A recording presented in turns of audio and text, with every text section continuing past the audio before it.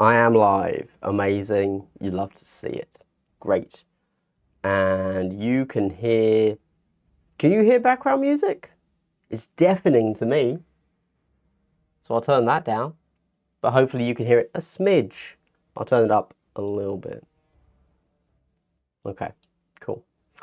Right, hello everybody. What's up? As you know, the start of any good live stream, and this isn't going to be a good live stream, so maybe I shouldn't do this, is going to start with me reading chat, saying hello to people, talking about things that are not anything relevant because, of course, all of you guys, there is no music. Excellent, thank you. The majority of people are not here, although I should point out very strongly that, you know, these live streams are mainly me sitting here talking to chat, and everything else, very questionable. We're going to have a chilled out evening. Hopefully you guys are doing your own thing. You're doing some hobby. I'm on the second monitor. You're doing some housework, cooking some dinner, whatever it may be. Obviously for me, in the old U of K, it is 7:30. Wherever you may be, maybe later, maybe earlier. So I don't want to judge you. Anyway, there's no music. Great. I will work on that. Thank you. Can you hear me? Yes, you can. There is no music at all. All right, we'll figure that out. Cool. Absolute random aside that I feel I have to tell you. Yesterday, I feel like a boomer, but I feel like because I feel like a boomer, I'm in good company. So, you know, there's from like 5 years ago during COVID, Cardi B and Megan Thee Stallion released a song called WAP, W-A-P. I knew of this, but I never actually listened to it. And just randomly, I listened to it the other day for the first time ever. I was shook.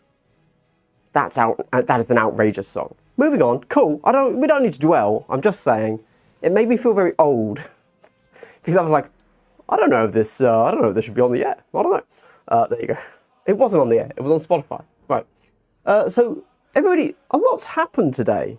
This week specifically. Obviously, we just had Blood and Zeal go up on Warcom, talking about it's coming for pre-order next weekend. And as we all know, the standard thing is 10 a.m. on release day, on pre-order day, sorry. It will be out from those that have the box. Who could that be? Yes, me. Cool. Right, thanks. Many other delightful Kill Team tubers as well, of course, but yes, I've got the box. Don't worry, I'm leak-proof. No leaks from me, because I haven't even read it yet, so I don't know. Haven't even cracked that box open. Maybe I'll get around to it in this week, who knows. That's why you know all you're getting is an unbox and, I don't know, a ramble, I guess, I don't know. But, you know, there you go. There you go, yeah. But we will have a quick look through that article. My original idea for this stream had just been because, of course, whilst there was stuff going on, I was away for a week doing my thing, not doing anything else, not working. That we got a balanced data patch, but when I saw that, I obviously, because I'm a Kill Team lover, a connoisseur, if you will, had to immediately jump in and go ahead and record that. I only had time to do the core rules, didn't have time to look through all the factions, so I was going to look through all the factions. But of course, the fact that we have some updates to the rules means we might also be interested in looking at some stats. Okay, anyway, right, with that said, that's the general gist of what I'm eventually going to get through in this stream. Before that, let's crack on with the chat, because ultimately, although I'm going to do it very slowly, I am mainly just here to talk to chat. There you go. I don't really care about going, if I don't get through everything, I'm fine with that. Yeah, I'm here to have a chat with chat because, you know, YouTube is a weird thing. Ultimately, it's very, what's the word? Lonely is the wrong word. Let's go with that though. And I don't really want it to be. I want it to be something where everyone can discuss openly, etc. But YouTube comments are the worst. And so I feel like chat is a little bit of a better format because there's a bit of back and forth. There you go. We have Kaz Loves Cakes, who also loves scones too. Love to hear it. Me too. I'm a scone man through and through. Love a good scone. We have Eddie Samis, also from Scotland. Hello. How are you doing? I am keeping well, thank you. Kaz says, I'm actually the first channel you've come across where I explain Kill Team in a way you actually can understand. Really glad, really happy to hear that. I think being a good player at Kill Team and being able to teach Kill Team are probably opposite skill sets. It's really, really challenging to be able to teach someone something, and I think a large part of being able to teach people things is being able to remove yourself from the weeds. And of course, the better players out there, who also tend to be content creators, are so into the weeds and they end up being unable to remove themselves from the weeds to really see how a truly new player can actually view the game. You know, they can't even comprehend that the Kill Team Light rule set doesn't explain climbing and doesn't have the obscurity rules. So, you know, I definitely genuinely think that I have a pretty good ability to do that. You know, I've been watching new players come into the game, this edition even, since Hivestorm, and I've seen their stumbling blocks, and I've seen very competent people not want to go beyond a certain point in learning the game, and I think I don't know, I just see that and I resonate with it, and I understand that no matter how competent a person may be at every other aspect of their life, that doesn't mean they want their enjoyment time to be balls to the wall, crazy, raw lawyer shenanigans, right? So I definitely, thanks, moving on. Mage Merlin absolutely agrees. So thank you to the both of you. Brian, have I ever not rambled? Literally, I start videos by saying, I'm going to keep this a short one, and then it's like 45 minutes, you know? Haven't played a proper game yet. Somehow own 6 kill teams already, same as Mage. Honestly, playing the game, worst part of it. Keep building, keep enjoying. That's literally the best part of the game, right? I genuinely think, both with Kill Team, 40k, everything, Sigma, etc., all things, not just GW, other systems too, you can be a huge part of the community without actually playing the game. So, no shade. Mandrakes were everybody's first, apparently, which is weird. My favourite Kill Team, why is it Nemclaw? Blaze of Cain. There you go. Nemclaw, they have bat wings on their heads. I mean, come on, man. Hello to Kill Team Ken, good to see you. Might see you this week, might not, don't know. From the fact we've just had Blood and Zeal revealed and I haven't done any content, it's looking like it might be a no, if I'm honest.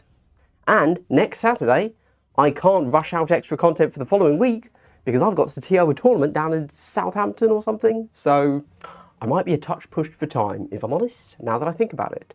Hello to Major Tom, good to see you, my sir. Love that you type that exactly as you say it. I do say right. Yeah. Fun story. I need to get to chat, but this is an amusing one. I dropped my girlfriend off at Bristol Airport on Saturday, and we stopped off in Cafe Nero, that's an English coffee shop. And whilst we were there, went up to, you know, get a coffee. And the guy said, I know you. I was like, oh, cool. He knew me. He said, oh, you've got that catchphrase, haven't you? You've got me saying it. Now, at first I'm like, oh, does he mean double hello? I haven't said that for a while. Does he mean just how I open like my normal videos now with the, you know, best Kill Team channel on the internet, as long as you don't know what Kill Team is? He said, from your shorts. I was like, oh, my shorts, right. So, right. He said, right, yeah. He had never seen my actual channel. He actually asked what my main channel was about. He had only ever seen my YouTube shorts, which is really interesting. For sure, the shorts algorithm has not just a larger, but also a totally different, like, reach, which is very interesting. So there you go, that was fun. Tabletop Impulse, good to see you, my sir. I will be stealing some ideas from Tabletop Impulse. ideas that I'd already had. Of course, he saw them from me preemptively, but he put them into words before I did, so go and check out his latest video. My music, hopefully you can hear now, you should be able to, because little bars are moving in my soundbar thing. It's fine, I'm here. Thank you, Leaks Veeks. I got started exactly when you said. Doing your taxes, that sounds horrifying, but good for you. Very 40k, I would say. Tyranny Kill Team, never. They hate us. Finishing up painting Volkus, love it. Volkus, it's honestly really good terrain. Really good terrain. I'm actually a touch scared for whatever the next kill zone will be, because I think Volkus is like a bit of a high point for terrain. What's the next one? Are we getting another Beta Decima? I don't know about that. The last brush strokes of Volkus terrain onto the, I think we call those the vinegar strokes, if I'm correct there, Ian. Greetings from Scotland, greetings. Love the Bomb Squig team. Oh, and my thing's jumped, lovely. Good. Love the Bomb Squig team and the 11 other models that are included with him. Yeah, sure. Yeah. Building a new AOD team while listening, just stabbed myself while drilling into a skull. Lovely. Good to see it. I had cut, I think I was wearing a plaster the last time I streamed because I'd cut my thumb on this bad boy right here as I was trying out a new hobby knife. There's still no background music? What the? Oh. This is how I get into trouble. There you go. I've increased it again, but now everyone's going to say, oh, there's too much background music. There are really not a lot of boomers in tabletop gaming, to be honest. Yes. The thing is, Major Tom, when I say boomer, I even refer to myself as a boomer, because I just mean I'm not the latest generation. That is boomer energy to me. If you have to, if you disapprove of the generation beneath you, you become a boomer, because that is the ultimate boomer move. So, whether or not you're actually a boomer is very largely irrelevant. Tabletop Impulse, of course, gets what I mean. We're talking, of course, about wireless access points, commonly abbreviated as WAP. I want to erase that song from history. Sure, sure. Hey man, we've all got a wireless access point. What can I say? Leaks Figs, there's a new Jack Swing cover that somebody did on YouTube. That would actually be quite funny. I should probably listen to that. Alex Charneski, I do like Phobos. Yes. You love my content. Thank you. I love you. I appreciate making the game simple to understand. I do my best, and the good thing is, I'm not very good at the game, so I can't make it complicated even if I wanted to. I do like Phobos. Phobos are definitely, I think, Phobos are probably my favourite Marine team. I've said this before, if I had to do one Marine team for eternity, it would be Phobos. I think they have the most flex, they have the most different ways to build them that I think are most interesting. Yes, Legion have more ways to technically build the team, you can get like 106 or something, but they're all very similar. Like, it's just like, oh, okay, you've changed the thing that affects you, but with Phobos I think you get to actually change how you play the team. In Legion you're still just playing the team, but you have a different buff. Any videos that cover the rules of Guard? No, I don't. I think I have a short, but I have not done a proper kind of in-depth look at how Guard plays in the same way that I've done an in-depth look on how line of sight and obscuring works. But I don't think there's actually that much to do there, if I'm honest. Yeah. If WAP has shocked you, I'm guessing you've never heard anything that's closer to God. I was a grunge kid. Of course I've heard 9 Inch Nails. Come on, man. Don't insult me. That's weird. It's a weird thing to say that I haven't heard 9 Inch Nails, bro. Shorts are hilarious. Still no background music. Maybe we've changed that now. Who knows? We steal from each other. It's all good. Indeed. But I steal first. And therefore, I am the first. To be clear. I am the prime. I am the prime. I wouldn't say the alpha, because then people will refer to me as Andrew Tate. But that's not my name, despite people sometimes, they come in and say, oh mate, just saw your channel, didn't know Andrew Tate was into Kill Team. I was like, aha, very funny, bald white guy with a beard, we do look all the same, that is true, aha, but there you go. There you go. I get it. Hilarious. Hilarity. The next one will be a flat desert. Yes, if we think back to my last April Fool's, that is actually a joke that I made. I said that the next kill zone was going to be just a bag of sand that you pour onto the desk, and it was a desert. So, no new ideas in the world, my man. We've all been there. Stealer, gene stealer, idea stealer, same thing. I'm a vanguard organism, if you know what I mean. Right.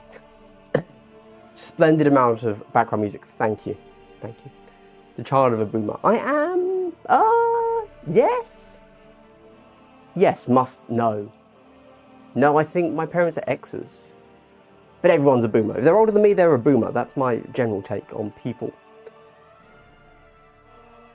The shorts were great. Thank you, thank you. I did them purely as a experiment to see what that would do to my channel. Actually, I just had a bit of fun because they're super easy to do. You just I smashed out like 11 in one day, and then that was it. And then I thought, oh well, I've done 11. Might as well do the rest because they were really easy and quick. So that's why I got a few things wrong. Who cares? They're just meant to be funny. People cared, it turns out. But yeah, they were a fun thing. I'm actually really struggling right now on if I want to do more shorts and have shorts be a regular part of my content or not. There you go. End of sentence. Johnny, Andy, double hello. Are you doing okay, bud? I'm doing fine, thank you, Johnny. How are you doing? What are you doing right now? Are you hobbying? What's on the hobby table, chaps? Chapesses and chapar.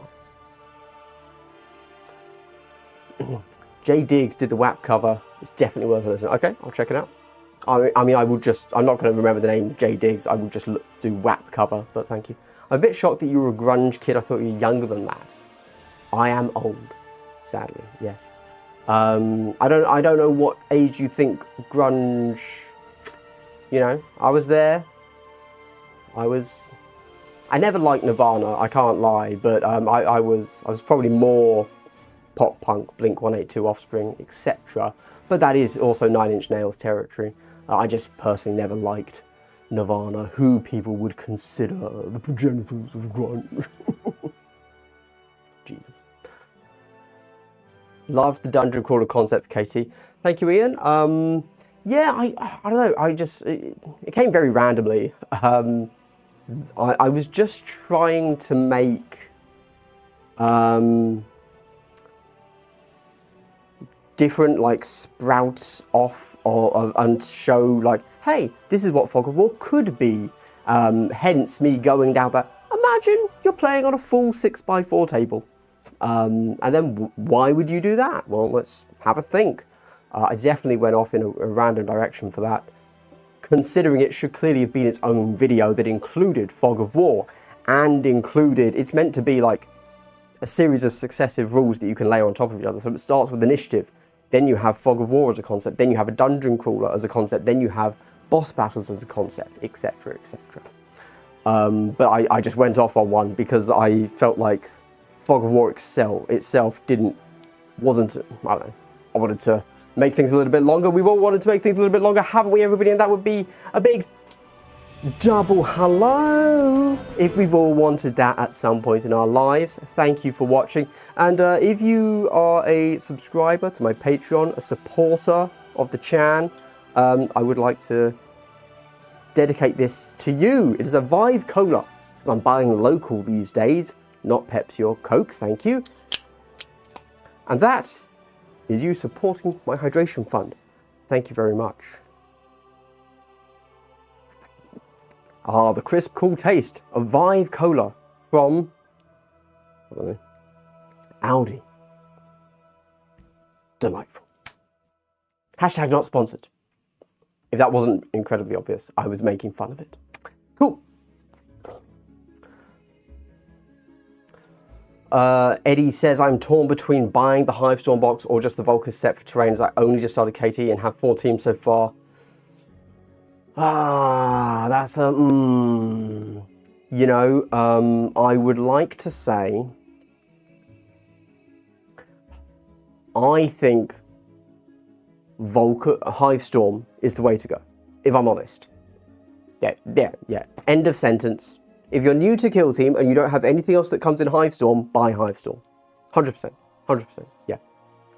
There you go. That was an easy one. I thought that was going to be a longer answer, but it's not. Random Guy says, make more the same shorts for the new teams. They were great comedy. So, I understand that I could just remake all of the shorts, but that is then not interesting to me.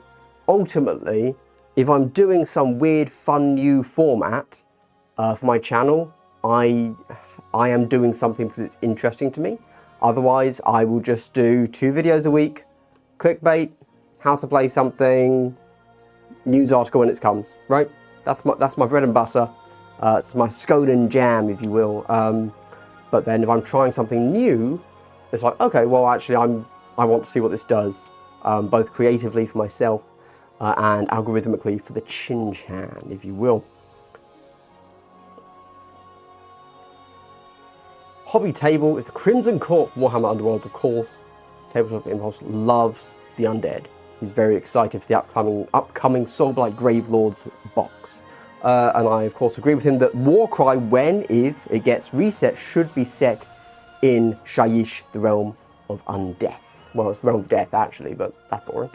That'd be fine. Fire. I am not old. That is a matter of opinion. My 4-year-old niece thinks I am old, so debatable. Debatable. In my experience, Nevada fans were very possessive of the term grunge and were not keen to share it with many other bands. Undoubtedly true. Who would have guessed that fans are twats? Indeed. Cost of living? No, just attempting to buy local. As a general rule, something we should all do, of course. Buy local. You know, if I can go buy myself some finest Wiltshire cheese, then I shall. But then I will slowly expand that circle, starting with me as the epicenter. So obviously that means I buy UK, buy EU, before I go and buy from halfway around the world. Indeed. As we should all do. That's just good practice.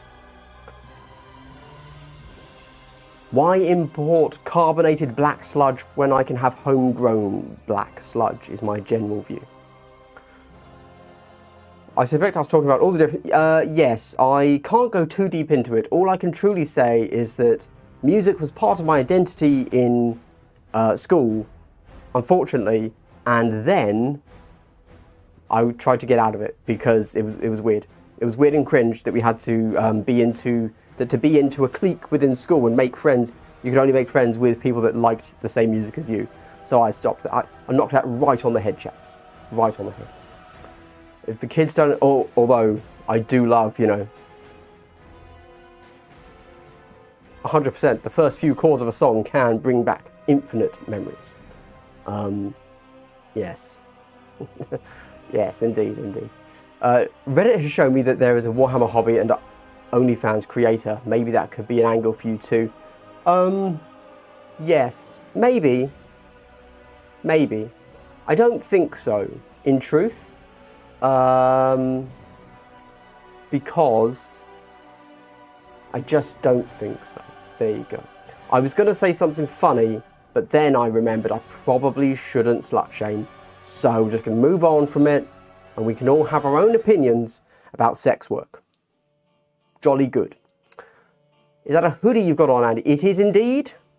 I can go full.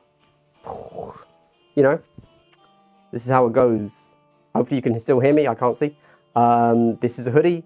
It is a white Custody hoodie. Are they the Solar Watch? Are the white Custody Power Armor guys the Solar Watch? That's what my Custody army here will be. Hence why, when I decided I was going to paint my Custodies white, I bought a white Custody hoodie. Hell yeah, I'm so cool. People talking about music, which I shall not engage in, but please continue. Woo, okay, everybody. Half an hour in. I've done my various, you know, hellos, etc. We can probably get to a topic. Topic is a bit of a stretch, but Eddie, That happened ages ago, actually. January? February? No. January or December. I think it happened in December. And I recorded that video there, and I just didn't release it until like last week, right? Yeah. That's the weirdness of content creation. Sometimes I don't release things in order. For example, the solo videos. I recorded all of those like 3 weeks ago, but I had already written the bullet points for them 1 or 2 weeks before that. So for something that you guys have just seen, that was a month and a half ago for me. I've got no idea what I said in those videos at all. No clue at all. So when people then leave a message saying, oh, what was it? I was like, for the battle report, for example, I obviously must have said in there, leave a recommendation for which teams you would like to see play next. And then from my notifications, I'm just getting this a good reaming of various people just saying faction names. I'm like, what are people doing? Why aren't they engaging with the content? Why aren't they talking about the battle report? And then I'm like, oh, they're answering a question that I actually asked. Right, of course, that makes sense. Because of course I've forgotten what I said a long time ago. There's a lot going on the shelf behind me. If I'm honest, it might not be this way for long. But Kroot Army, Tau Army, Stormcast Army, Sisters of Battle Army, Necron Army, War Machine, because I kind of love the world of War Machine way more than Warhammer. It's a thing, let's move on. Custodes, Cities of Sigmar, Imperial Guard, unpainted, my bad, I'm working on it. Space Marines, done. Quintessential. No, I have no tips for playing against Salvagers of Phobos. There you go. I've only played Phobos twice this edition. Once was into Blades of Cain, once was into Exaction Squad. I won both of them, basically by accident. But I don't really understand Phobos well enough to give any tips. The reason for that is because the way I like to play Kill Team is I like to just charge. There you go. So it's really hard for me to not say, take 6, take a marksman and 6 Reavers. Because that's how I'd play them, and that is not how you should play them, to be very clear. And the way that I know how to play them, I wouldn't actually recommend that, just to clarify. And that's not how I would play them, ever. But I legit don't know how Phobos do what they've done in tournament scenes. So, like, I have no idea how Phobos can ever win against, like, Warp Coven. But they have. Even the worst Warp Coven player would beat me as Phobos. But I don't know how anyone has beaten anybody of any skill. For Phobos there. Thoughts on Trench Crusade? Not my jam, actually. Not the jam I'd be putting in a scone, if you know what I mean. That's the skin on the clotted cream I'd throw away before it goes in the scone, if you know what I mean. I'll stop referencing scones now. But no, I don't like Grimdark. There you go. And if I can be entirely honest with you, it's awesome that Trench Crusade exists. I see that a lot of people are really, really into it. I think that's super awesome. I can definitely see aspects of it that I think are really cool. I do want to clarify on that point. Like obviously the Artillery Witch, there's a lot of cool artwork. I generally really do enjoy like the trench warfare imagery. It's very evocative. Really like that. In fact, that's part of why I'm so into War Machine. Signar, their trenches really evoke something in me. I really enjoy it. However, a lot of the stuff I see from Trench Crusade that isn't what I just mentioned. And to be clear, the idea of fantasy trench warfare is literally my thing. You couldn't get more me. I love it. I can't tell you why. I just do. However, yeah, they went down kind of the body horror route, obviously, to be grimdark and grimderp, let's be honest. It just doesn't do anything for me, to be honest with you. It's great that it's there. It's great that we can have a challenger to 40k in the Grimdark stakes, I suppose. But I don't care about it at all. The thing that proved this to me the most was they posted the latest concept art or whatever, which was just like, to me, just some super generic looking demon. And everybody was there like, oh, this is the best thing I've ever seen. Blew my load. Yeah, it's amazing. Give me more. And I was like, fine. Like, whatever. Just, I've never felt more meh in my life. And so that really kind of told me I just have a bit of a disconnect from what people that like Trench Crusade want from the aesthetic of not just Trench Crusade but Grimdark in general. And I've always been very open about that. I don't like Grimdark in the way most people would describe it. We could of course discuss whether or not 40k is actually Grimdark. That could be discussed. But yeah, because Trench Crusade is selling itself on we are Grimdark, and I don't like Grimdark. It's like, yeah, I'll pass. I'm good, thank you. But it's awesome that it's there. The more competitors to GW, the better, as we all know. Phobos were the first team I painted. I always lose with them, so switched in the end. Yeah, they're not an easy team. Yeah, they're a tricksy team. If you're a new player, I wouldn't say start with them. Honestly, if it was the first 3 months and you were playing them into Marines, I legit don't know how you would win. Even now, I don't know how I would beat any Marine player, or yeah, any Marine player with Phobos. Legit no clue. Your new battle report format is fantastic. It's quick and easy to understand. I only miss the dice roll and the thoughts of the opponents. Yes, fair enough. Fair enough. So as I said, that was kind of basically lifted from another creator who only does Age of Sigmar content and only Skaven content called Warpfire Minis. So definitely go check him out. I really enjoyed his content. And I thought, no one's doing this for 40k. No one's doing this for Kill Team. I'm in. So yeah, I think that the battle report that I put out worked. And, you know, I thought about the things you have just said, because I could have put those in, but I actively did not want them. When I watched his content, his videos, because he's got dozens on there, I was like, actually, I don't need dice rolls. I don't care. I don't actually care what dice were rolled. I think that if you have dice rolls, the reason you then have dice rolls is you need reaction. Right? And you then move away from it being a mechanical game and being theatre, a little bit of drama for people to watch. If you want that, go and watch Play on Tabletop. They do it so much better. Go and watch Tabletop Tactics, Tabletop Titans, etc. There are Vanguard Tactics. All of these channels, and many, many others, do drama and theatre so much better. However, I don't need that in that particular format of battle report. I'm there for a different purpose. And I do think that matching everything that is in the format to what the format brings naturally is an important part of the content. So I agree that the drama, the theatre can be really good fun, and the personalities, but that's not what that format is, I would say. Yeah. Thoughts of the opponent could be added. I think that's fair.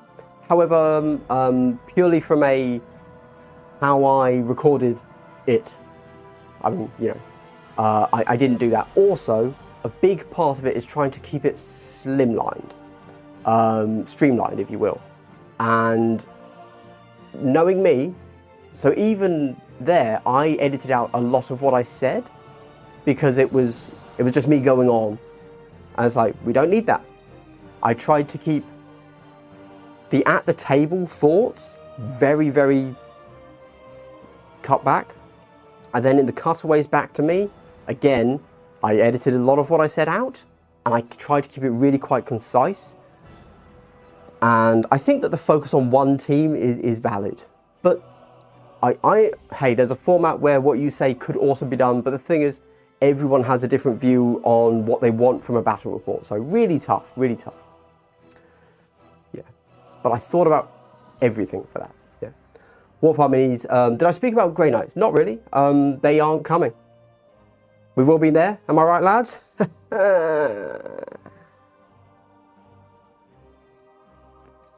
But no, I haven't, because there's nothing to say. I love GK. Really looking forward to a range refresh whenever they come. Rumoured is next edition. There you go. That's all we know. Warhammer is great. He's really helped me with playing Skaven. I enjoyed his videos so much, I got into Age of Sigmar.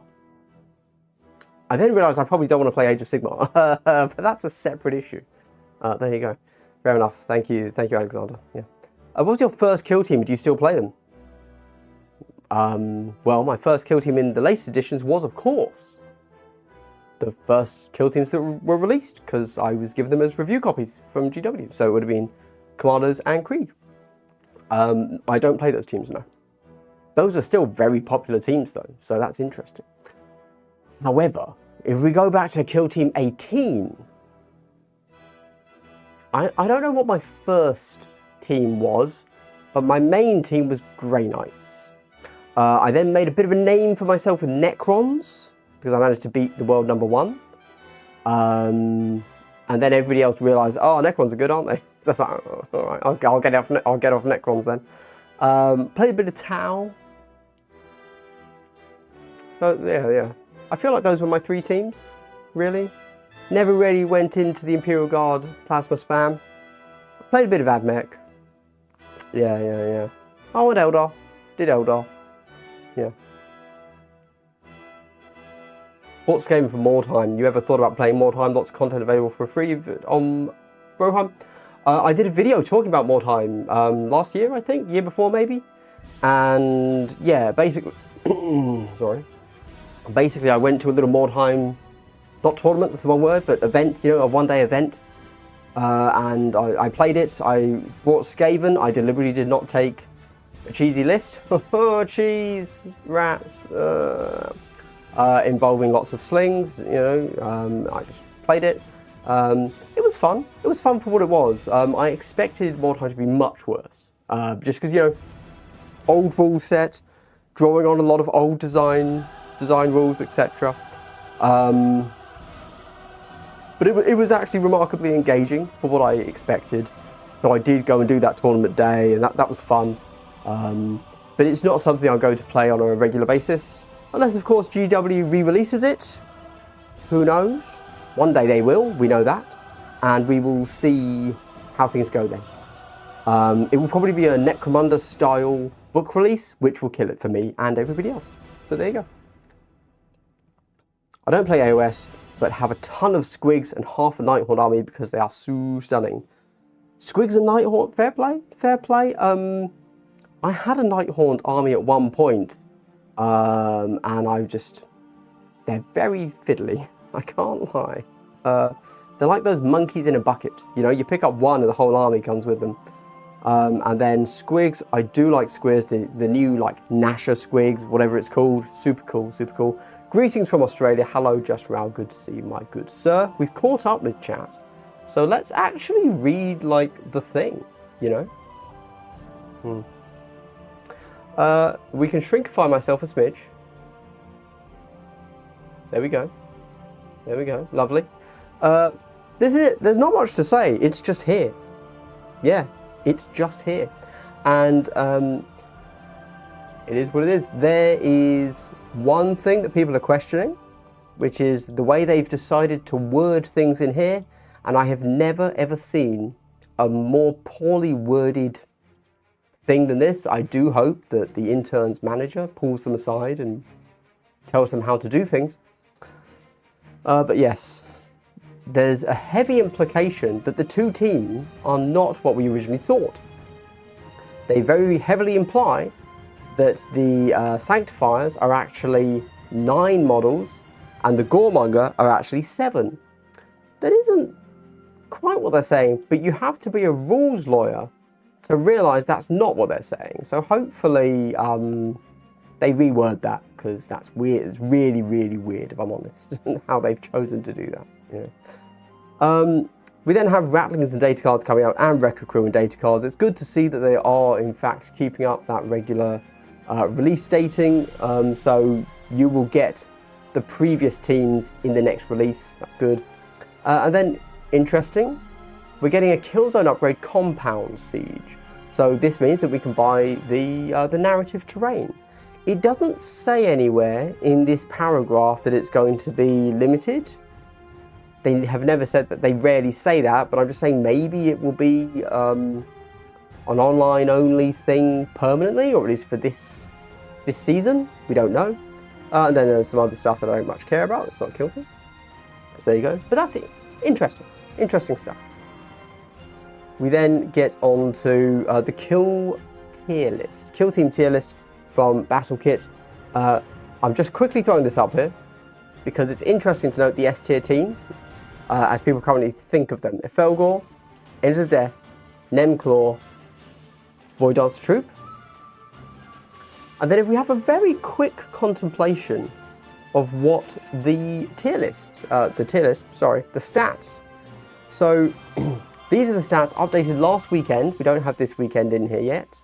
Let me check. I'll refresh. Nope, we don't.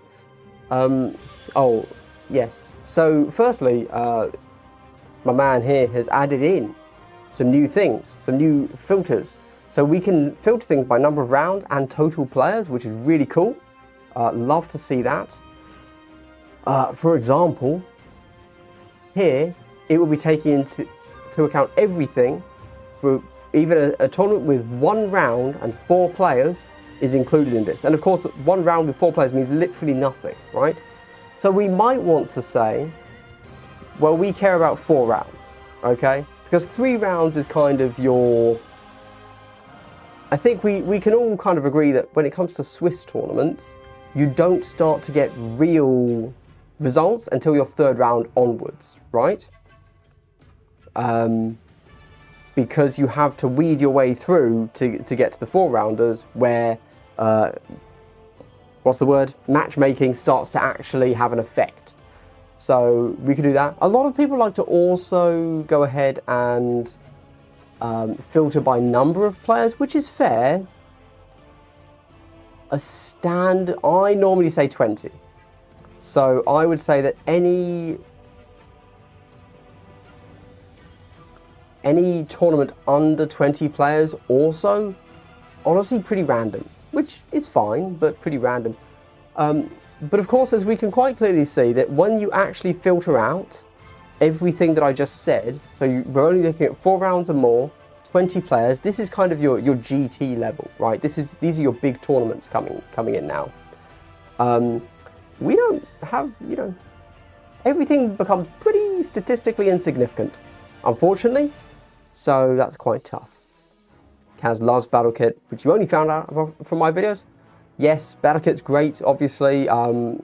Very much created by and supported strongly from the Spanish scene mainly. So it's awesome that they're still doing it, for sure. I still use it. Despite the rules being free, doesn't matter. I literally never go to my Kill Team app. I go to Battle Kit. Yeah, there you go. So, looking at this, at this filtered down level, you can see that Brew Brothers Chaos Cult Novitiates, not enough players, or games played, sorry, for this particular tool to feel that they are statistically significant, which is fair, I suppose. And if we look at everything, so we remove all of that, we look at everything we do manage to get most people having played enough. Poor Pathfinders. Oh dear. Oh dear. Oh, Kassakin. Oh no, buddies. Oh, that's not good for Kassakin, is it? Oh no. Kassakin might need some help. Pathfinders might need some help. Breachers and Hunterclade might also need some help if we're having statistically insignificant games played. So this is actually looking at win rate though. So that's why you have Chaos Card at the top. You can also click over to Games Played. Woo. There you go. So now Angels of Death have the most games played, with 539, all the way down to Gellerpox Infected, with only 16 games played. Pretty awkward. Pretty awkward, if we're honest there. There you go. So I still really enjoy this. This tool is great. I love just sometimes looking at some numbers, you know, and this is very easily laid out. I'd strongly recommend it. How do you find it? You can see it in the top right there, Skulls for the Skull Throne, coffee. If you type into coffee, so type into Google, or a better search engine, coffee, so K-O-F-I, and then Kill Team Stats. I think I actually just typed in KT Stats. But yeah, there you go. And finally, this guy's page will come up. It's called Coffee Kill Team Stats. Really good, really good. The greater good not doing so hot. Well, maybe it's the lesser good. I don't know. I don't know how we rank that. That kid is amazing. Thank you for recommending it. It's a great thing. It's a great thing. Again, and I'm quite happy that they've made the rules free. So what he's doing is now no longer in a slightly morally grey area. It's just straight up fine for him and anybody else to do. It's really awesome. Okay, so I was never going to say too much about this, obviously. I thought we'd talk about the rules updates, because I have yet to fully go through these. However, there are 3 changes that have been kind of applied to this.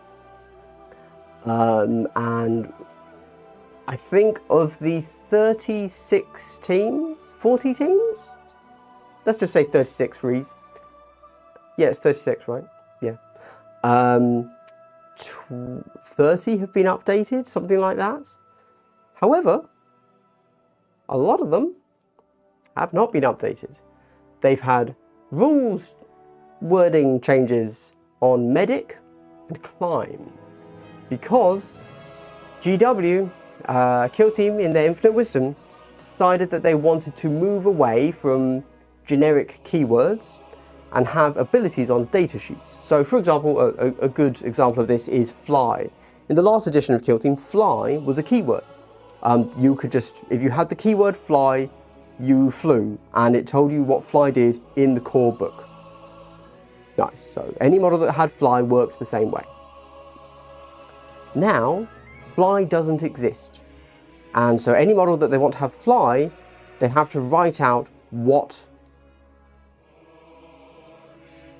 to thingamabob. The most gay kill team is Eldar. Obviously, we're the best. What else could it be? Am I right? What else could it be? And there's nothing wrong with that. So there you go.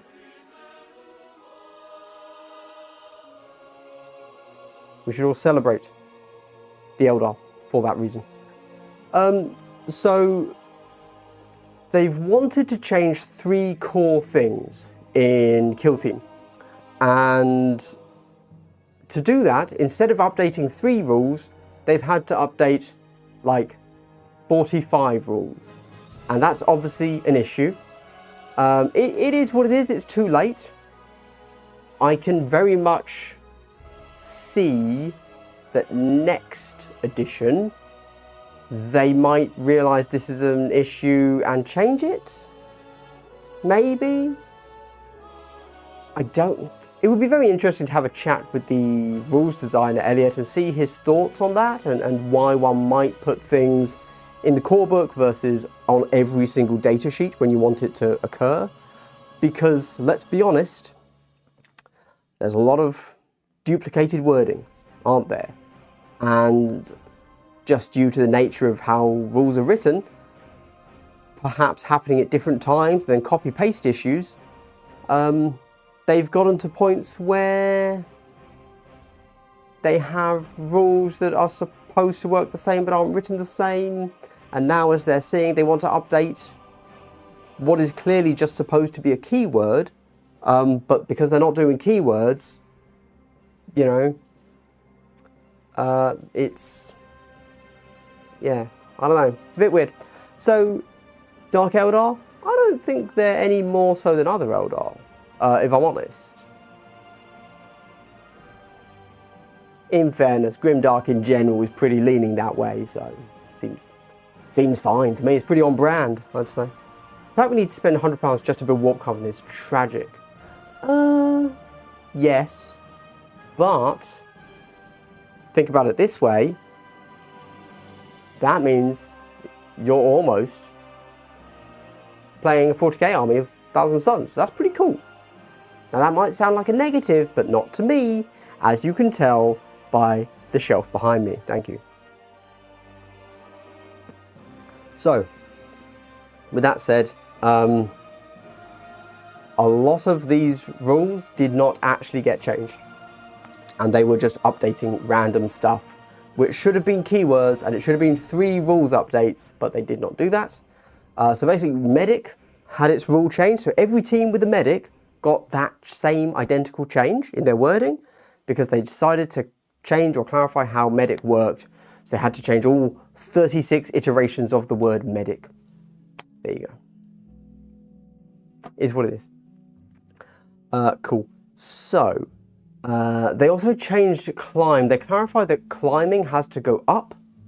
You can't climb down. That's a thing. They also changed every iteration of something else. Oh yes, so they wanted to add in a little bit of an activation stack and an order of operations when something is removed from the game. And so, very unfortunately, because they have all of their rules scattered throughout a bajillion books and sources, they couldn't just change a core rule. They had to change a billion rules. There you go. Cool. Is what it is. So, Gellerpox Infected are something that I really like to talk about because the models cannot be purchased. There you go. I think War Machine is pretty cool. One of the things that War Machine recently did is they updated to a new edition. They almost Age of Sigmar'd it. They got rid of, they said they are no longer producing models from, the last 15 years. And all the new models are going to be produced in a different way. Cool. And the old factions are still playable, but they're not going to get any new models. They're still playable. They have rules updated regularly, but no new models. Cool. New factions, new models, cool, cool, cool. A lot of players will come back and say, I'm just returning to War Machine. How is it? I've got this Protectorate of Menoth army. Can I play it? Is it still viable? And people will say yes. And they will look at the latest tournament data and say, not to worry. Look, these older armies are still topping tournaments. And that's great. But what about new players who literally can't buy these old armies? I know that you can't alienate your older player base, and if they just scrapped all the armies, that would be bad, obviously. But they literally have armies that are unpurchasable, winning tournaments, and that is actually worse. So there you go. Anyway, Gellerpox Infected cannot be purchased. So I am not going to talk about them, because they cannot be bought. What can you do? Add a comment. So due to changes, Warp Coven is best with 3 Sorceress and 6 Zangors, is it? You tell me on that one, buddy. I don't pay too much attention to Warp Coven, I've got to be honest with you. I think Warp Coven... Really? Why? What was changed in this? Well, we get to them. I see. Kilting Ken, of course, does have Gellerpox for sale. Because Gellerpox do exist. So snap them up quickly from Kill Team Ken. So I'm not talking about Gellerpox, there we go. Blooded update log. Alright everybody. I think I put these here deliberately. So yeah, so this here, before it's removed from the kill zone, and before it's removed from the kill zone is all just order of operations change. It's so that it now fits into how they want order of operations to work when a model is killed. Fine. And then 5 dark favor. If it's a shoot action, that other operative is only in cover or obscured if the original target was. I believe they changed this for all these sorts of kind of bodyguard, Savior Protocol style rules, which I think makes total sense. Good to clarify, I think. Kieran, what's good, bro? Nothing and everything. What's good or not good with you? So, Blooded, basically no changes. They just updated words, and I deliberately put most of these things up at the start. So this is the other change that we've seen a lot of. They've decided that they want to put up after climb. There you go. I feel like climb does actually have a core rule that could have been changed. They could have just changed the core rule to define how climb works.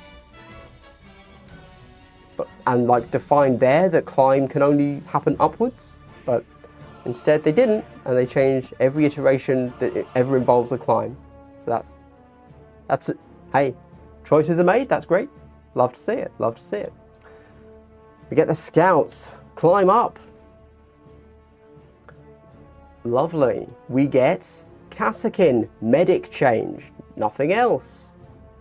Look at how much they had to change for medic. This is a lot of changes, I've got to be honest. It hasn't changed how the rule works apart from the final piece, to be clear. This does define something, but yes. Salisbury.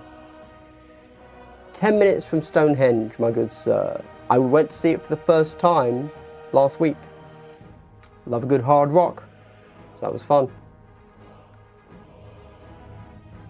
Then Inquisitor agents actually did, well, firstly they got the medic change, obviously, but then some commentary. Let's have a read. When using the Absolute Authority Firefight ploy, can I use it after seeing some of the effective ploy the opponent uses? For example, if they must select an operative, can I use it after they select them? No. Yeah, I don't know who was asking this one, I guess. Fine. In fairness, a lot of these rules commentaries have me saying, who was asking this? Who was playing it this way? Clearly, they're getting fed back from playtesters or who are community members, etc. That these people are asking these questions. Cool, fine, cool. It's always good to clarify. I would argue the more the better, even if it leaves a lot of people kind of scratching their head thinking, who asked this, right? When using the intense scrutiny strategy ploy, blah, blah, blah, 4-inch seek instead of 2-inch seek. Nice, I like it. Good stuff, good to see. I think that makes sense. And also a good clarification, because I myself wasn't sure on that as well. You never quite know. Yep, so we get Errata, and you get exactly the same change of Medic, and the Errata there, good, good. We get Novitiates. Removal change, medic change, nothing else. Farstalker Kimband, climb change, that's all. Elicidian Starstriders, medic change, that's all. Deathcore of Krieg, medic change, that's all. Phobos, climb up and medic change, that's all. Pyrotech Circle, oh, there's an actual errata here. Okay, okay, cool. So, what have they got?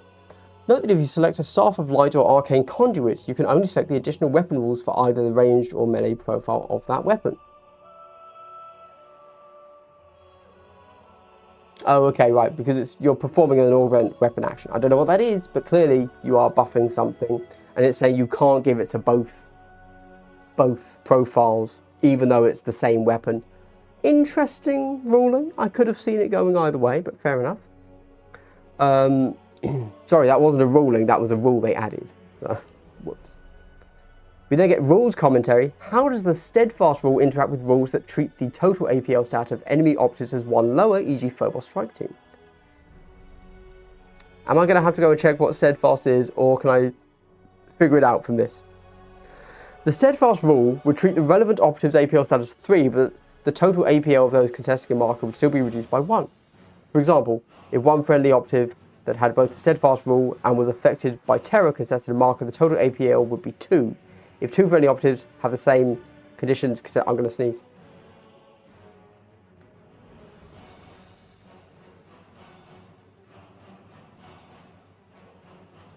Hit mute in time, you're welcome. That would have destroyed, would have blown your ears out, just like I blew her back out. There you go. Right.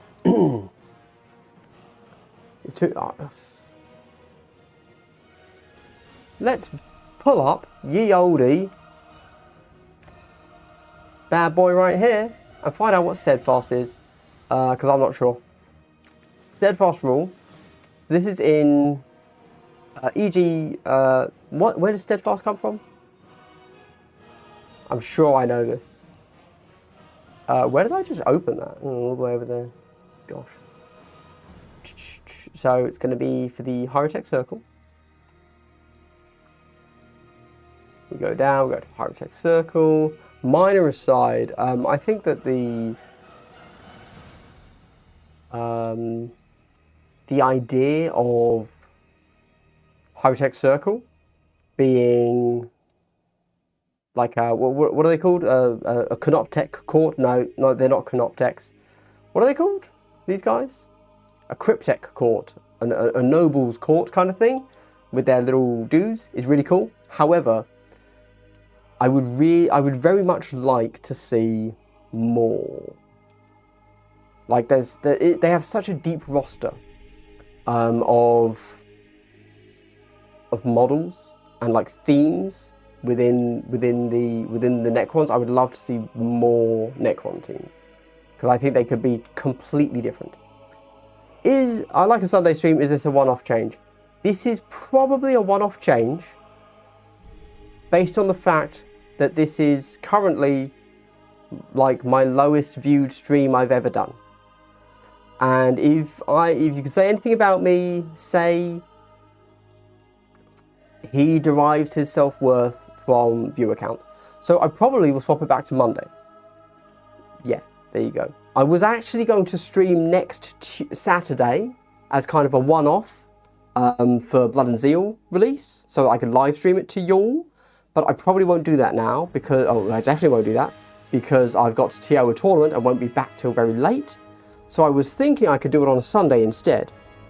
But as we are now seeing, that ain't the day. That ain't the choice, my bad. So I will probably just do that Monday as per usual. It's a bit of a shame because I would rather not release 2 things on a single day. But I do like to do 3 videos a week. I like to do release a normal video Monday, Wednesday, Friday. But I don't want to stream and release a video on a Monday. So, don't know what that means. I might just stop streaming. I just talked to my Patreons right now about my thoughts on continuing streaming.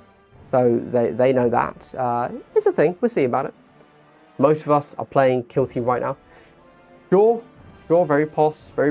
Obviously, everyone has different schedules. It's really hard to know what works for the majority of people, right? It is what it is. It is what it is. What am I searching for here? Steadfast. I found it. But whenever determining control of a marker, you can treat this operative as APL status 3. If you do, this takes precedence over all other rules, meaning any changes to its APL stat are ignored for this. There's a cup final. What game, if I might ask? The steadfast rule would treat the relevant operatives APL status 3, but the total APL of those contesting a marker would still be reduced by 1. For example, if one friendly operative that had was affected by terror contested a marker, the total would be 2.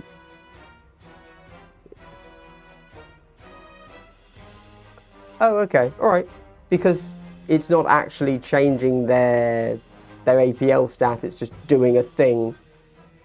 If I'm honest, that seems incredibly counterintuitive, especially when this says, regardless of all other rules, And their way around that is, oh no, well, it's not actually changing the stat, it's changing like the overall number. That feels a bit cringe. If I'm honest, I think that's a bad ruling.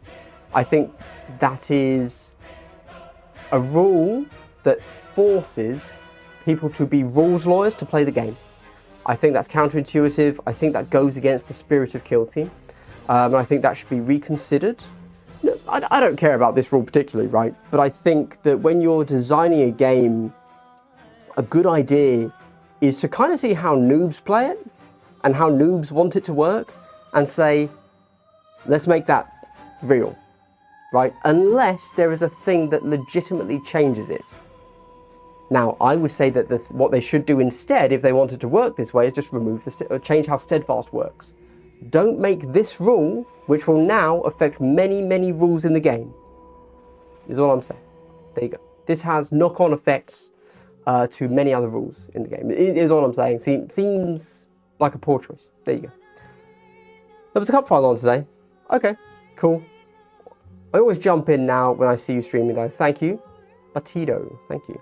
Newcastle versus Liverpool. I don't like or play football, but good for you. Are we expecting any Kill Team reveals at Adepticon? No, weirdly, right? Because we will just have had Blood and Zeal. So we've fallen into this bizarre kind of between big announcements cycle where it's not us. We got our reveals. I would suspect nothing is gonna be revealed for Adepticon for us. Yeah.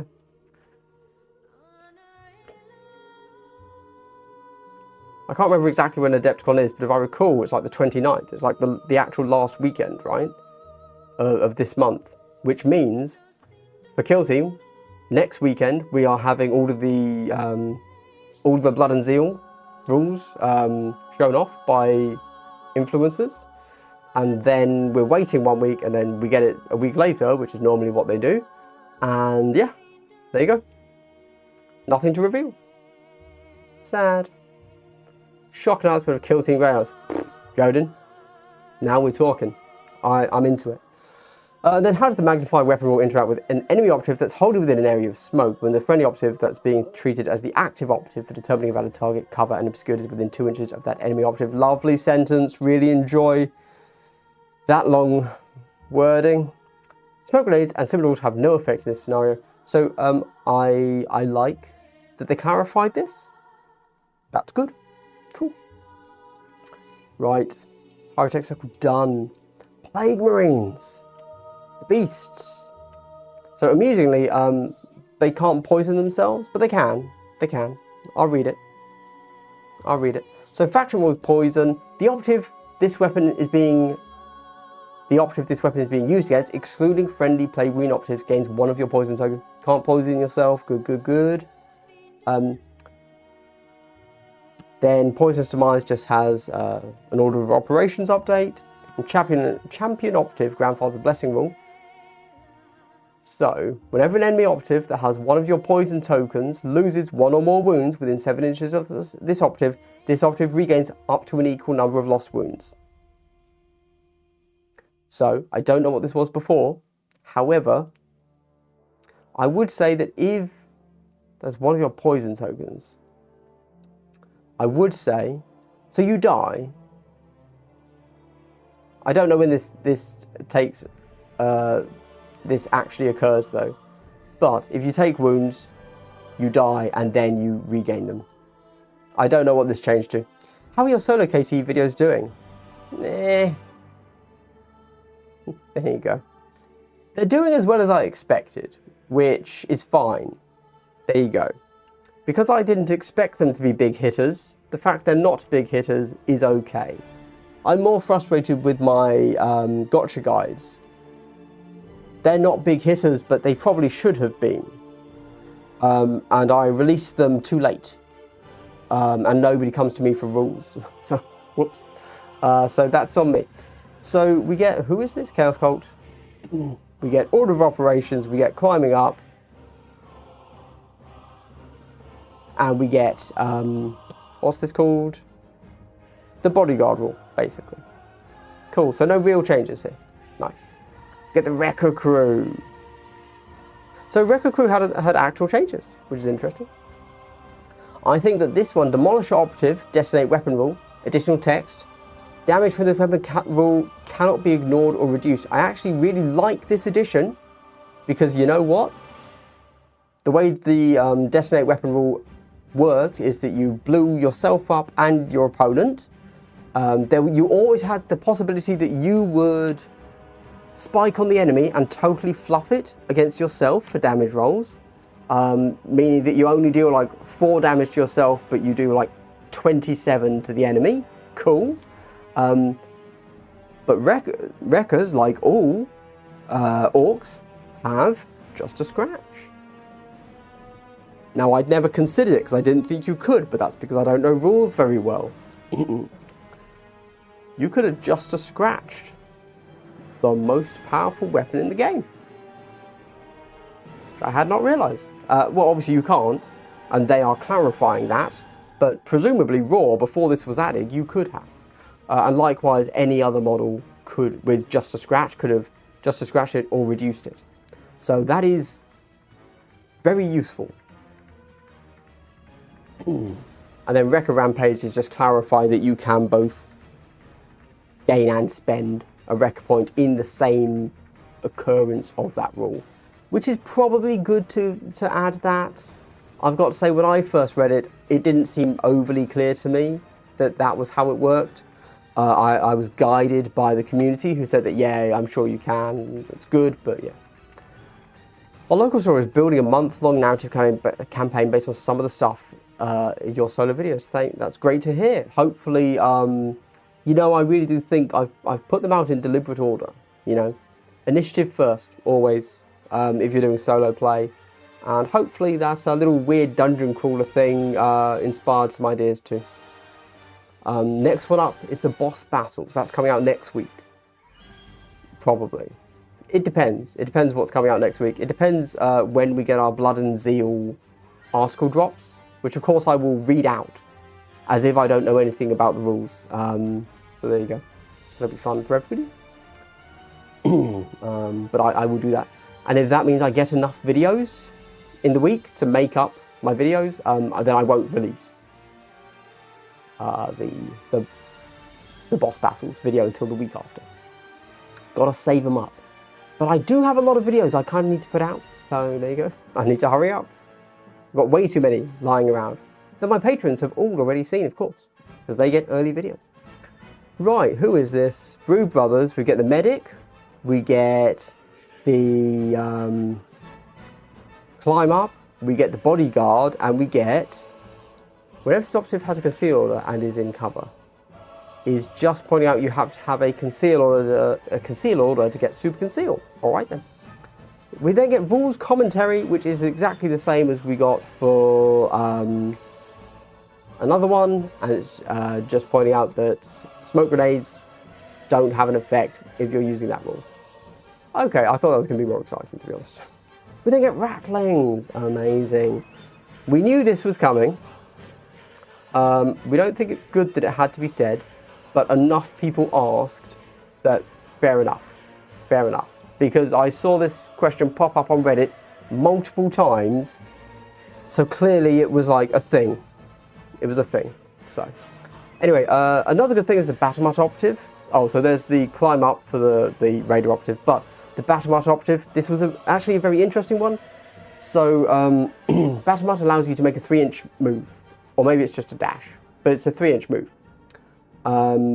away from an enemy after they have finished an action in which they finish within 2 inches of you. Something like that, right? Which means if they charge you and they get base to base, if you have a 3-inch move away from them and you move 3 inches, but they're touching you, you don't actually end your move over 3 inches away from them, do you? You end exactly 3 inches. So, the fact that they have changed that you must end the move 3 inches, they've changed that to 2 inches, you can now actually get out of engagement range. This is a pretty useful buff. This is clearly how the Battlemut was supposed to work. Nice. This does gives you a little pocket of unchargeable rattlings once per turn. Does just mean they kill, you know, I mean, hey, if they're that close to you, they're then going to shoot you. But, is what it is.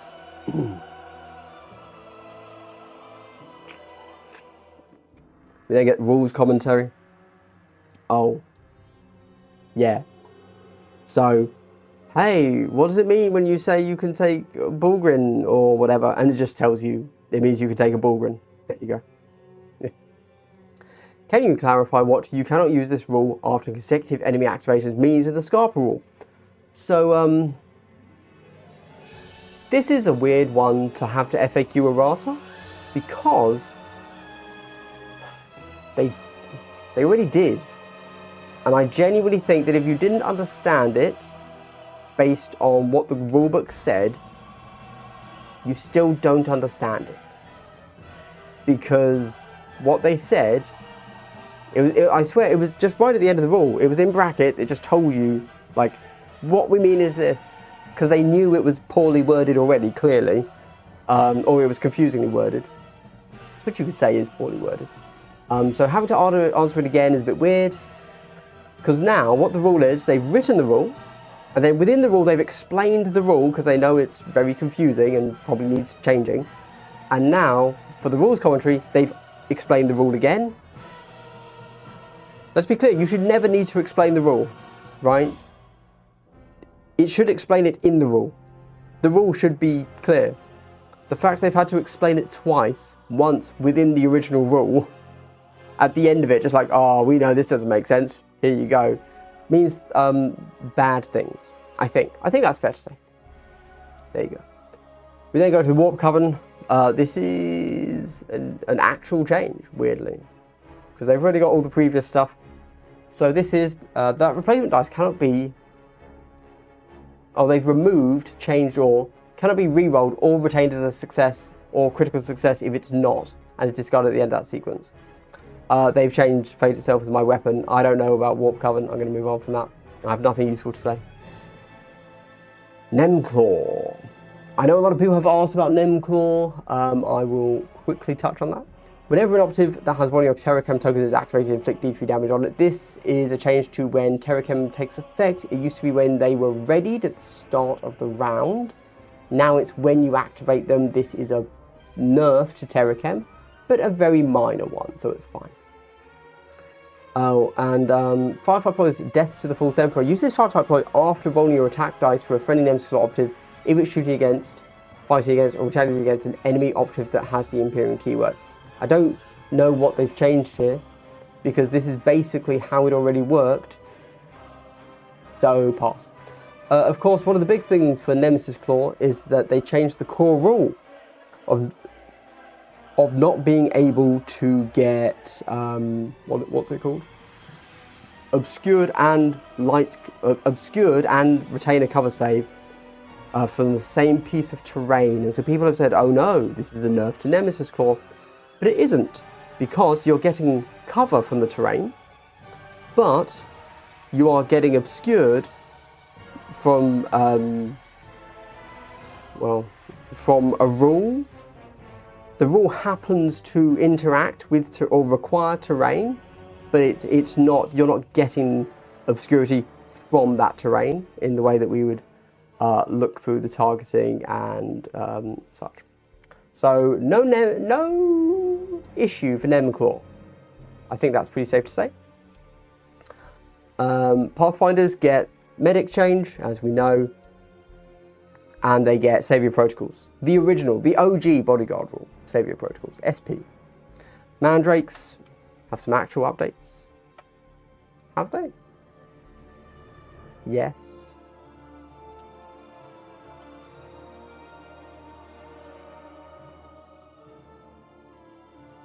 No.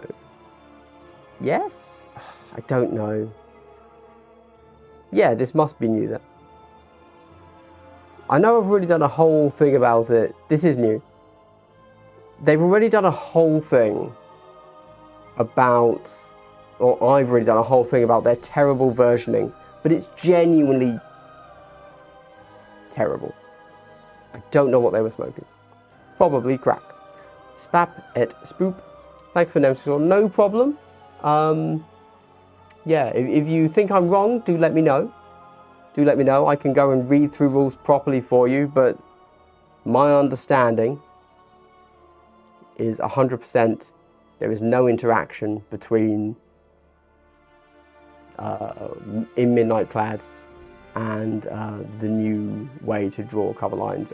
Remove meaning you have to pick obscurity or cover. So, there's an enemy operative. It's possible to raise a different enemy operative if they can't. Right, so the Dirge Maw obviously has caused issues because it's an interrupt, and Kill Team is a system that handles interrupts well. It turns out, who knew? The next time your opponent would activate an enemy operative that has your Haunting Focus token, if this operative is ready, you can activate this operative first. You cannot do so if you also roll to prevent that operative's activation with the Night Fiend operative's Harrowing Whisper's additional rule during this turn point. Cool, that makes sense. I like it. After completing this operative's activation, your opponent activates that enemy operative if possible, or activates a different enemy operative if they can't. Cool, good to see. So this is just kind of, you know, defining how this should work. Cool, nice.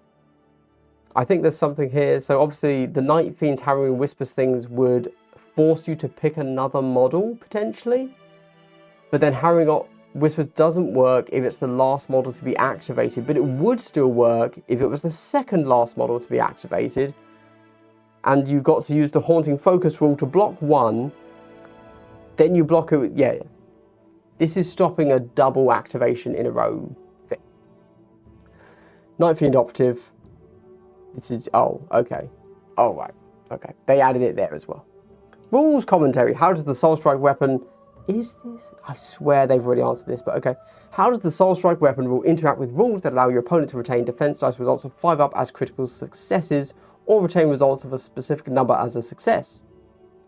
The Soul Strike weapon rules take precedence. For example, even with the hardy chapter tactic, a 5 would be a fail, not a critical success, for the Aims of Death operative, as it's higher than the APL stat of 3.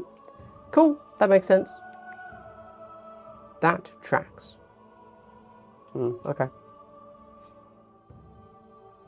So I think that had actually been asked and answered on Reddit, and basically what they came away with was that it should just flip it. So you have the thing where you can crit on 5s for your armor save, and they said, and I totally agreed with them, that if so, then you just swap that to you crit on 2s. But I would say now probably no, which is fair. Wormblade. Suggestion the operative is in cover. Bodyguard rule, nice. Harkin Jaeger. You can't put stuff within terrain in places, and what's this? Seek? Oh, they just clarifying how is this might not even be new. This isn't new. Alright, never mind.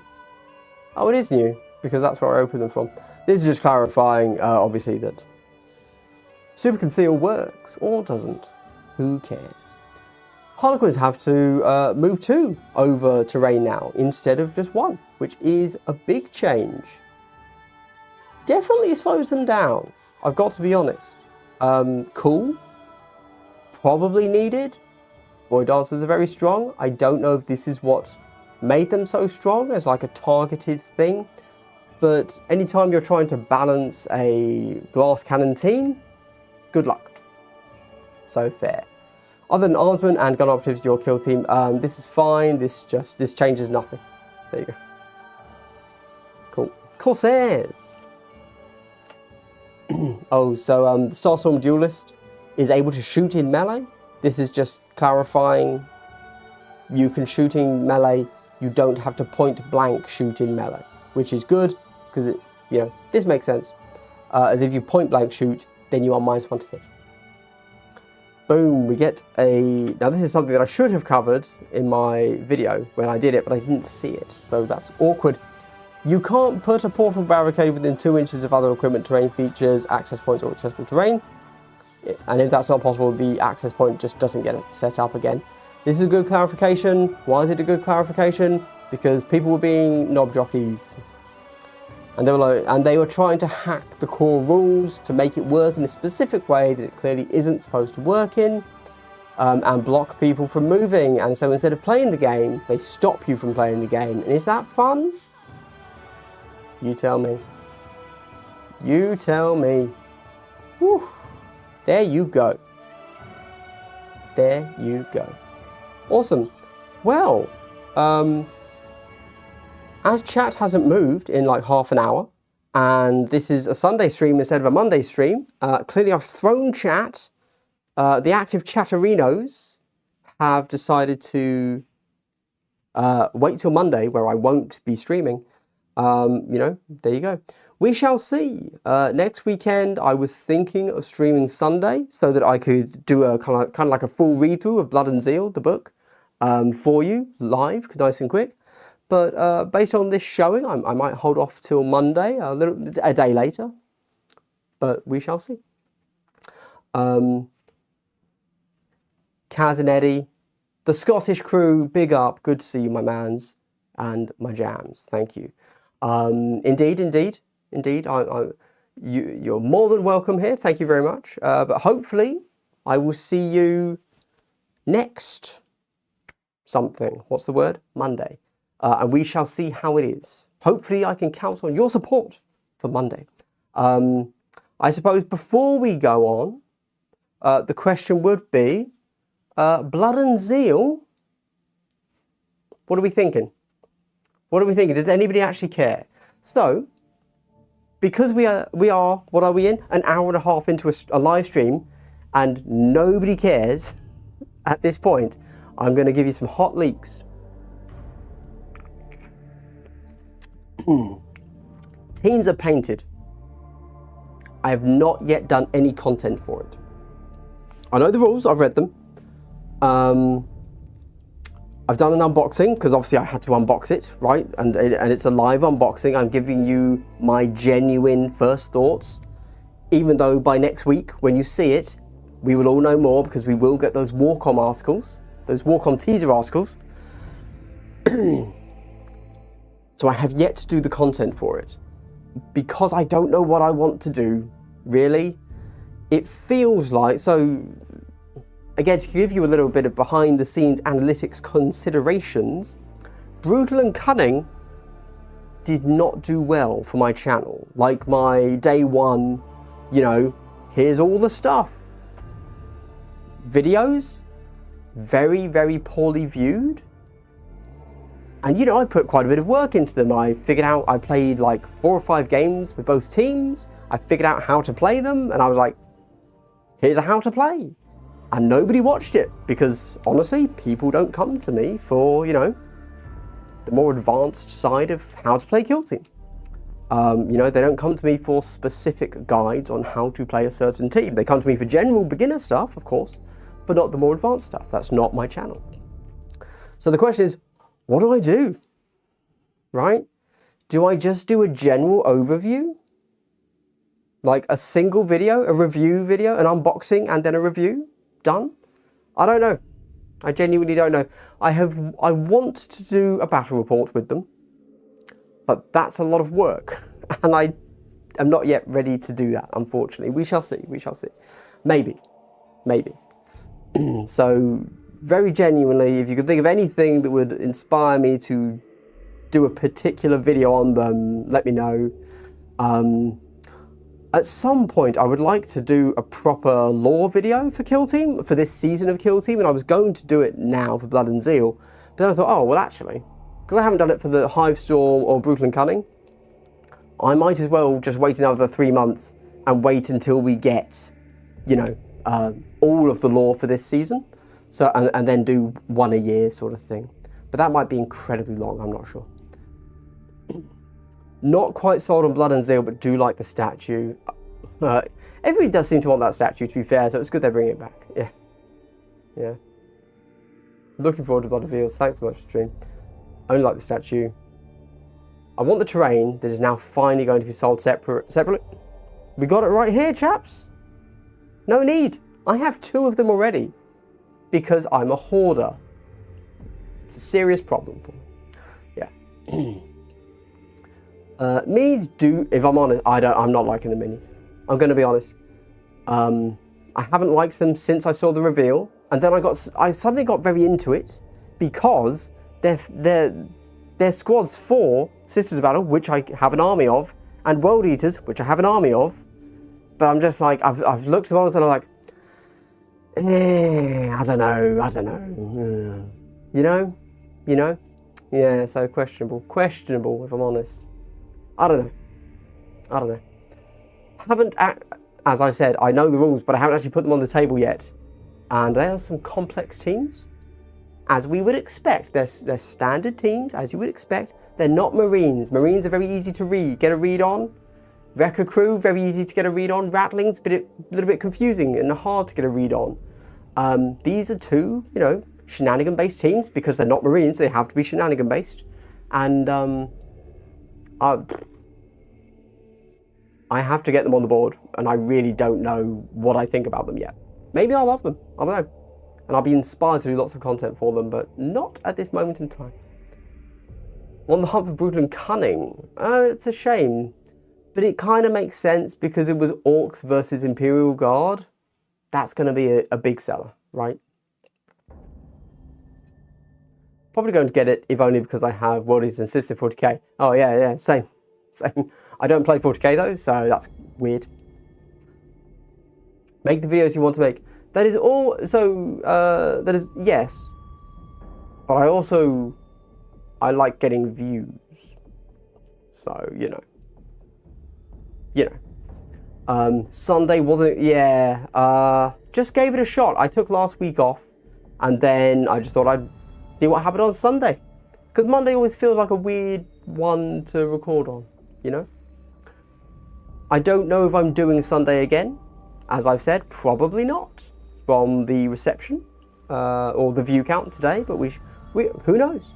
Maybe Sunday works out as a better day for me to do, so I'll just do that anyway. I've done a big 180 on it. I like the models for both teams. I will pre-order. Whether I keep the Sanctifiers will depend on the rules. Yep, fair play. Same. I don't... Well, no, I mean, obviously I've painted them. I'm keeping my teams. But whether or not I like the team, basically the review for the box and then what I end up saying about the teams is going to be based on whatever number of games I can get in with them this week. I would like to do them against each other, and then I would like to play at least one more game with each faction into a team I know. For example, Angels of Death, because I know them decently well. And so, yeah, that way I can get kind of a slight overall feeling for how they play into other teams, into themselves. I suspect the overall thoughts will be that they're not teams that are for me, because ultimately I'm a Marine player. It's what I prefer. I like to just brain dead charge stuff, call it a day, and have the ability to survive that.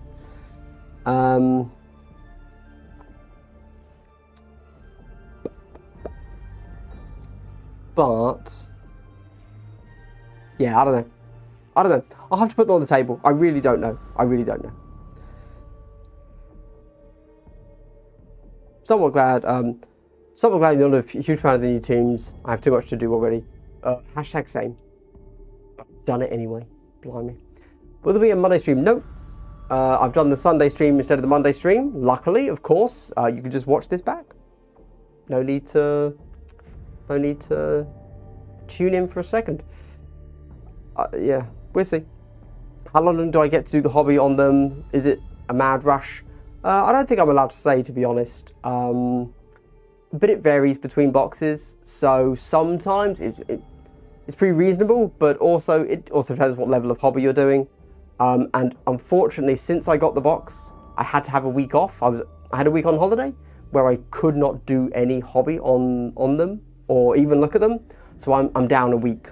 Hence why. So really, what I'm telling you now that I'm going to do stuff this week, I should have done last week, but I couldn't.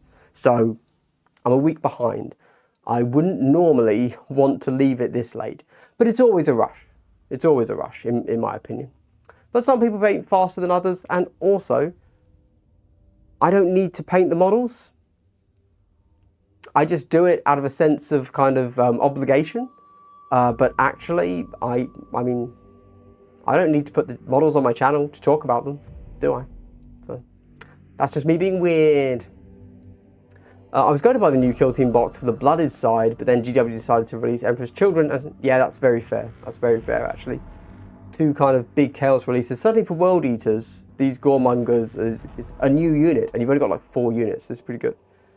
I've had you on the headphones whilst I got Sunday night prep for a week done. It's made my chores more pleasant, but has hindered my participating chat though.